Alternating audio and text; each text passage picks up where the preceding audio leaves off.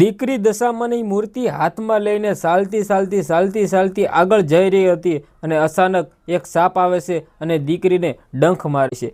દીકરીના શરીરમાંથી આત્મા છૂટી ગઈ હોય છે। દશામાના વ્રતની અંદર અનોખી જે આ મિત્રો વાત કીધો એક એવી કહાની, એક એવી વાર્તા તમને બધા લોકોને સંભળાવવા જઈ રહ્યો છું। આ વાર્તા સાંભળીને ભલભલા લોકોના આંખમાંથી આંસુ આવી જશે। આ વાર્તા સાંભળીને ભલભલા લોકોના રૂવાટા ઊભા થઈ જશે। જય દશામાં। ખાસ કરીને વિડીયો ચાલુ કરીએ એની પહેલાં કમેન્ટની અંદર જય દશામાં લખી દેજો અને બધા લોકો દશામાને માનતા હોય ને તો સબસ્ક્રાઈબ પણ કરી નાખજો અને લાઇક પણ કરી નાખજો, કારણ કે તમારા માટે હું આટલી મહેનત કરીને સારા વાર્તાઓ લાવતો હોઉં છું। ખાસ કરીને દશામાના વ્રત ચાલે છે, આઈ હોપ કે તમે બધા લોકો સબસ્ક્રાઈબ કરી નાખશો।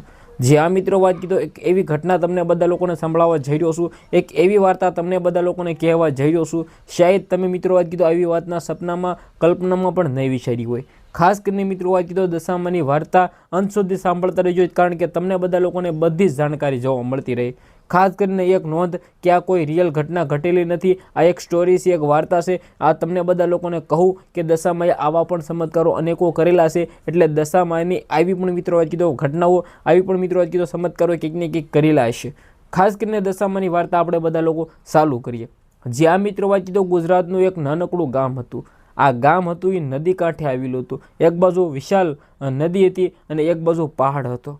પહાડ, વિશાળ નદી બંનેની વચ્ચે એક નાનકડું અમથું ગુજરાતની અંદર ગામ આવેલું હતું।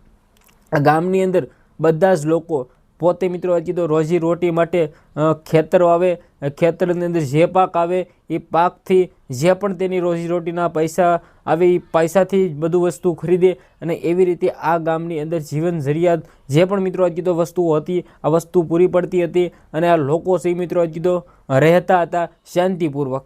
અચાનક જ મિત્રો વાત કીધો એક ગામની અંદર જે આ મિત્રો વાત કીધો પહેલાં તો જે તમને કહેવા જઈ રહ્યો છું ને આ પણ ખાસ કરીને નોંધ લેવી। આ ગામની અંદર પૂર આવી જાય છે અને ત્યારબાદ બધા જ લોકો છે એ રડતા હોય છે કે ગામ ડૂબી જશે તો અમારું શું થશે। તેમાંથી એક વૃદ્ધ મહિલા બોલી કે આપણે દશામાના વ્રત રહીએ। જે આ મિત્રો વાત કીધો દશામાના વ્રત રહેવાથી આ જે પણ મિત્રો કીધું આપણે મનોકામના માંગીએ છીએ એ પૂર્ણ થઈ જશે। આપણે મનોકામના દશામા પાસેથી એવી માંગશું કે આ પૂર છે, આ પૂરના કારણે જે પણ થયું છે આ બધું કંઈક ને કંઈક નષ્ટ થયું છે આ સારું એવું થઈ જાય, જેથી મિત્રો કીધું બધા શાંતિપૂર્વક પોતાની જિંદગી જીવી શકે। હવે મિત્રો કીધું વૃદ્ધ માતાની વાત માનીને ગામ લોકોએ જે પણ કર્યું, જે આ મિત્રો કીધું બહેનોએ વ્રત કર્યા, જેમની અંદર પહેલા દિવસે દશામાની મૂર્તિ લાવી ઘરે મૂકી, ત્યારબાદ થાળ કર્યો, આરતી કરી, ગુણગાન ગાયા, ફ્રૂટ ઝાર્યું। પરંતુ મિત્રો કીધું આવી રીતે પહેલા દિવસ ચાલુ થયું અને બીજા દિવસ, ત્રીજા દિવસ, ચોથા દિવસ એમ 10 દાડા સુધી મિત્રો કીધું દશામાની સેવા કરી લોકોએ અને મિત્રો કીધું શાંતિપૂર્વક મિત્રો કીધું જે પણ મિત્રો કીધું દશામાના વ્રત હતા આ વ્રત પૂરા કર્યા। અને આ દરમિયાન જે પણ મિત્રો કીધું ગામની અંદર પ્રોબ્લેમ થયો હતો, જે પૂર આવ્યું હતું ગામની અંદર, જે પણ મિત્રો કીધું ખોડું નષ્ટ થયું હતું, આ બધું કંઈક ને કંઈક સારી એવી રીતે મિત્રો કીધું સુવિધાઓના કારણે મિત્રો કીધું બધું સારું એવું થવા લાગ્યું અને લોકોએ દશામા પ્રત્યે પ્રેમ લાગણી જાગી કે દશામાએ આ બધું સારું કામ કરી દીધું છે, અમારું દશામાં કંઈક ને કંઈક ખુશ થયા છે। હવે મિત્રો કીધું થાય છે એવું જે આ મિત્રો કીધું દશામાના 10મા દાડે આખો દિવસ દશામાનો વ્રત રહે છે, રાતે જાગરણ આવે છે। જે આ મિત્રો કીધું ગામની બધી જ બહેનો એકસાથે ભેગી મળી અને જાગરણ પણ કરે છે, આખી રાત જાગરણ કરે છે, દશામાની આરતીઓ કરે છે, ગુણગાન ગાય છે, દશામાની મિત્રો કીધું મૂર્તિ પાસે બેસે છે। પરંતુ જે રીતે મિત્રો કીધું જે આખી વાર્તાની અંદર સ્ટોરીની અંદર જે મિત્રો કીધું કહાની ચાલુ થાય છે એ દશામાની મૂર્તિ છે એ વિસર્જન કરવા માટે ગામ લોકો જાય છે। જે આ મિત્રો કીધું ગામના કાંઠે નદી હતી, તમે બધા લોકોએ જોયું, આ નદીની અંદર મિત્રો કીધું દશા માતાની મૂર્તિ છે એ વિસર્જન કરવા માટે જાય છે। તેમની અંદરથી ગામની ઘણી બધી મહિલાઓ જે પોતે મિત્રો પોતપોતાના ઘરેથી દશામાની મૂર્તિ આવે એ મિત્રો લઈને ભાઈ હાથમાં લઈને જે પણ મિત્રો કીધું કામ આવી ચાલુ કર્યું અને જે મિત્રો વાત કીધું મૂર્તિ પધરાવવા માટે હાથમાં લઈને ચાલતા આવ્યા, જેમની અંદર મિત્રો વાત કીધું એક દીકરી પણ હતી। જે આ મિત્રો કીધું આ દીકરીનું નામ શાંતા દીકરીનું નામ હતું અને ભાઈ ગામના બધા મહિલાઓ છે એ દશામાની મૂર્તિ હાથમાં હતી, આ દીકરીના હાથમાં પણ મૂર્તિ હતી, પરંતુ આ દીકરીની માતા ન હતી। જે આ મિત્રો કીધું દીકરીની માતા ન હતી, દીકરીના પિતા હતા, એટલે માટે આ દીકરીએ વ્રત કર્યા હતા। જે આ મિત્રો કીધું દીકરી છે એ ત્યાં રહેતી હતી. દીકરીના લગ્ન થઈ ગયેલા હતા, કારણ કે પોતાને મિત્રો કીધું ઘર જમાઈ હતા, કારણ કે પોતાના પિતા એકલા હતા, તેને એક પણ દીકરો નહોતો, ભાઈ નહોતો એને, એટલે મિત્રો કીધું માતા પણ મૃત્યુ પામી ગયેલું હતું. પરંતુ જે આ દીકરી સાથે ચમત્કાર થયો, જે આ મિત્રો કીધું દીકરી ચાલતી દશામાની મૂર્તિ છે એ વિસર્જન કરવા જઈ રહ્યા હતા, નદી કાંઠે જઈ રહ્યા હતા, અને ત્યારે જે પણ મિત્રો થયું ભાઈ કલ્પનામાં પણ ન વિસર્યું હોય, કારણ કે એક સાપ આવે છે અને દીકરી છે તેના પગની અંદર ડંખ મારી દે છે, અને ત્યાં દીકરી છે એ બેભાન થઈ જાય છે. જે આ મિત્રો હતી તો બધા જ લોકો આશ્ચર્ય થઈ ગયા. દશામાની મૂર્તિને સાઈડમાં મૂકી અને બધા લોકો આ દીકરીને પવન નાખવા લાગ્યા, ચિંતામાં લાગવા મળ્યા કે આ દીકરીને શું થઈ ગયું અચાનક.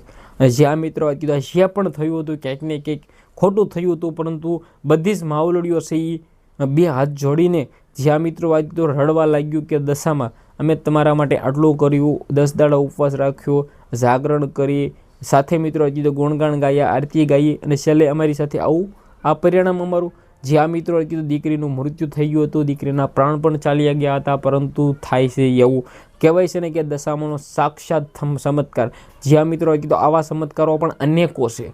તમે બધા લોકો જાણતા હશો કે દશામાની પરંપરા મુજબ હાલ આપણે બધા લોકો છે એ 10 દાડા ઉપવાસ રાખે છે, આરતી ગાય છે, ગુણગાન ગાય છે. શા માટે? કારણ કે દશામાએ આવા અનેકો ચમત્કારો કરેલા છે. પરંતુ જે રીતે મિત્રો આજે તો તમને બધા લોકોને કહ્યું કે ભાઈ જે દીકરી છે તેનું મૃત્યુ થયું, અને ત્યારબાદ બધી જ બહેનો છે એ રડવા લાગ્યું, અને ત્યારબાદ થાય છે એવું અચાનક જ એક વૃદ્ધ માળી આવે છે.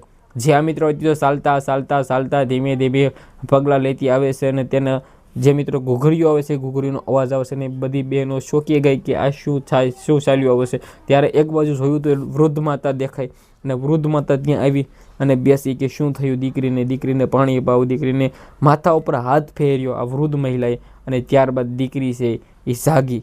જે આ મિત્રો હતી તો દીકરી જાગી, અને દીકરીએ કહ્યું કે હું જેવી રીતે પડી હતી ને નીચે, ત્યારે દશામાં મારા મગજની અંદર આવ્યા, આંખોમાં દેખાયા, સપના આવ્યું, એવી રીતે થયું કે દશામાં એને સાક્ષાત ચમત્કાર કર્યો હોય, કે દશામાં છે એ કંઈક ને કંઈક આ બધું જાણતી હોય કે ભાઈ જે પણ થયું આ બધી બહેનો રડી રહી છે, કંઈક ને કંઈક સૌથી મોટો ચમત્કાર દશામાનો થયો. અને ત્યારબાદ બધી જ બહેનો છે એ દશામાની મૂર્તિને વિસર્જન કરવા માટે ગયા. આ સાક્ષાત ચમત્કાર આવો અનેકો થયેલા છે. એટલે તમે બધા લોકો ખાસ કરીને નોંધ લેવી કે આ કોઈ રિયલ ઘટના નથી, આ કોઈ ચમત્કારો ઇતિહાસમાં નથી લખાયેલા, આ ખાલી એક બનાવટી સ્ટોરી છે, મનોરંજન માટે છે. પરંતુ આવા પણ ચમત્કારો અનેકો છે. ખાસ કરીને મિત્રો કીધો દશામાને અત્યારે આપણે બધા લોકો જે મિત્રો કીધો 10 દાડા ઉપવાસ રહે છે, ત્યારબાદ મિત્રો કીધો આપણે પ્રસાદ ધારીએ છીએ, આરતીઓ કરીએ છીએ, દેવડાઓ કરીએ છીએ, અગરબત્તીઓ કરીએ છીએ. શા માટે? કારણ કે આવા અનેકો ચમત્કારો દશામાએ કરેલા છે, અનેકો ચમત્કારો દશામાના આપણને બધા લોકોને જોવા મળેલા છે. તો ખાસ કરીને દશામાના ચમત્કારો આવા નવા જાણવા માટે, આવીને એવી વાર્તાઓ જોવા માટે ભાઈઓ અત્યારે જ સબસ્ક્રાઈબ કરી દેવા નમ્ર વિનંતી. બધા લોકોને બી હાથ જોડીને નમ્ર વિનંતી કરીશ કે તમારા માટે આટલી મહેનત કરું છું, કારણ કે આવી એવી સ્ટોરીઓ ગોતીને લાવું છું કે તમે બધા લોકો જાણી શકો, અને જાગરણ તમે રહેતા હોય તો જાગરણની રાત્રે પણ આ વાર્તા સાંભળી શકો. શેર કરો, ફોલો કરો, સબસ્ક્રાઈબ કરો. જય દશામાં.